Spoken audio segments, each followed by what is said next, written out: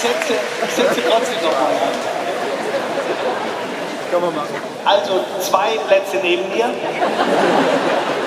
sitzt der Mann, der ein Land geführt hat, das ein Militäretat von 600 Milliarden Dollar hat. Gleichzeitig, und das ist jetzt eine sehr moralische Frage, aber wir müssen einfach drüber reden, gleichzeitig sterben jeden Tag 24.000 Menschen, weil es nicht genügend Nahrung, nicht genügend Medizin für sie gibt, obwohl es auf der Welt vorhanden ist. Das ist eine extreme Spannung, in der wir da leben. Und wir müssen darüber reden, wie wir mit dieser Spannung umgehen. Und Sie, mich würde das einfach interessieren, wie Sie als jemand, der ja auch selbst diese bestimmte Bibelstelle als sehr wichtig für sich gesehen hat, wie Sie selbst mit diesem Widerspruch umgehen und wo Sie die Perspektiven sind, dass wir endlich zu einer Welt kommen, in der alle Menschen in Würde leben.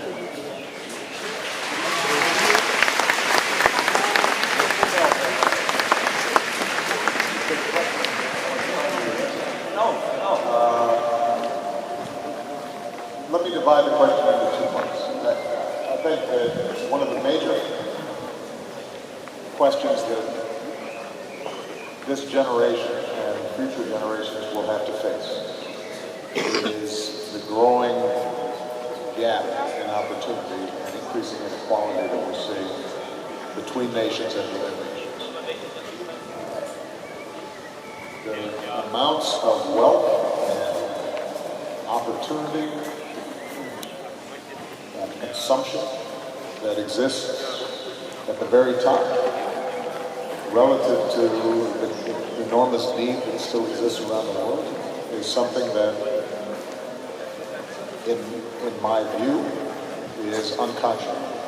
And there is enough to feed everyone.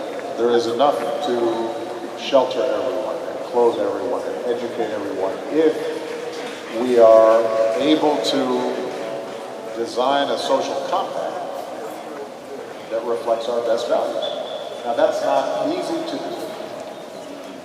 I think that it's not simply a matter of writing a check and sending money, because part of the goal has to be to create societies that are self-sufficient and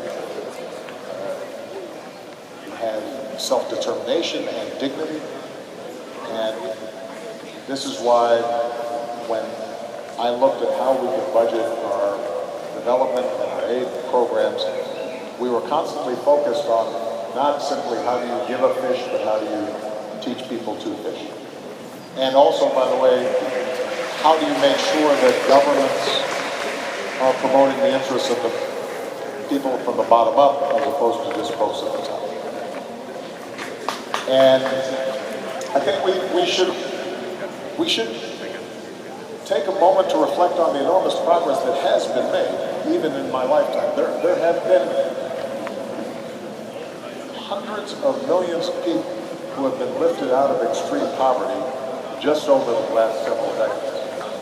Hundreds of millions of people, China, in India, in parts of Africa that are some of the fastest growing in the world. We always focus on what still needs to be done, but sometimes in order to motivate ourselves, we have to look back and see the good things that have been accomplished and have been achieved. So that's point number one. The second point is with respect to military budgets.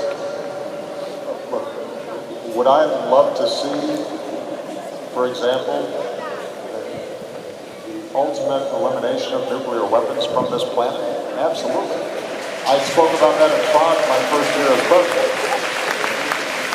And in some cases, we were able to reduce some of the reliance on both our and Russia's nuclear arsenal.